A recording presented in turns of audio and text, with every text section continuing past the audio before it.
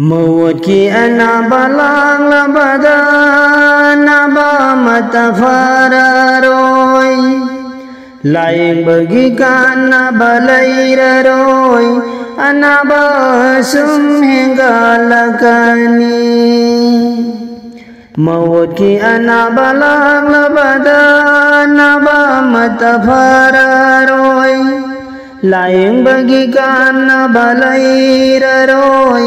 anaba sumhingalakani awabagum suhingatkani awabagum buhingatkani awabagum suhingatkani awabagum buhingatkani thawaiga hakchanga khainaramdai thawaiga hakchanga yanaroi Maruki mari thatknani nangi thawayaduna Thawaiga hakchanga khainaramdai thawaiga hakchanga khainararoi Maruki mari thatknani nangi thawayaduna Nangi hakchanga lainingdre mabugawi mawati Nangi hakchanga lainingdre mabugawani mawati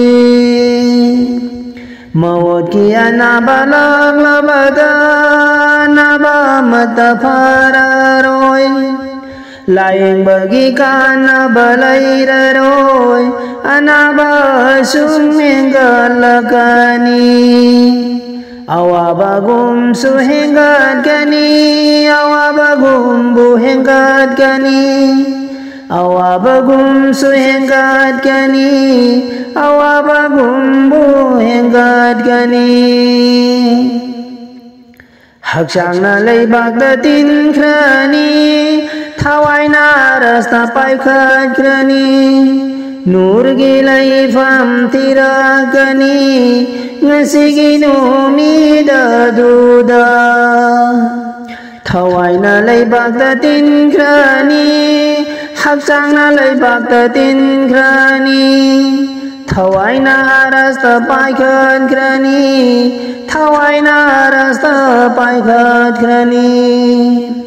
Hakchangna leibakda tinkrani Thawaina rasta paikhatkani Nurgi laifam thirakani Ngasigi numida sida Laifam tongan gani Laifam butongan gani Laifam tongan gani Laifam butongan gani Thawai kharadi ili undani Thawai kharadi sizindani Sizingi laifam jamindani Iliungi laifam asmandani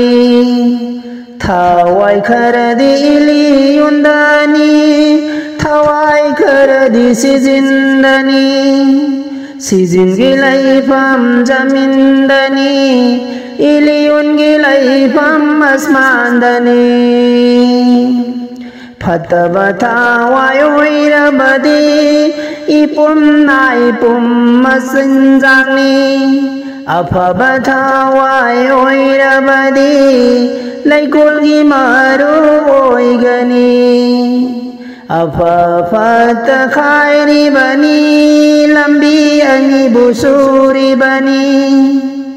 Fataba thawai oirabadi Ipum na ipum machinjangni Mawat ki anabalang labada Anaba matafararoi Laing bagikan nabalairoy anaba sumhingalakani awabagum buhingatkani awabagum suhingatkani awabagum buhingatkani awabagum suhingatkani Ngasigi numit asidadi dunyagi thapakta taurambado Leibaki marub oirabani hasargi thabak taurambaduna Ngasigi numit asidadi dunyagi thapakta taurambado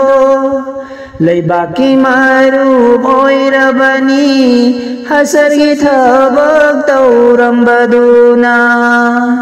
Mapugi marub oirugani shawalgi matamaduda Jannat dozak lepkragani aikhoigi punsi adubo Hasargi thabak taurambaduna Mapugi marub oirugani shawalgi matamaduda Jannat dozak lepkragani Mawat ki anaba laglabada anaba matapararoy Laing bagi ka anaba lairaroy anaba shumhinjillakani Awabagum buhengat kani awabagum suhengat kani Awabagum buhengat kani awabagum suhengat kani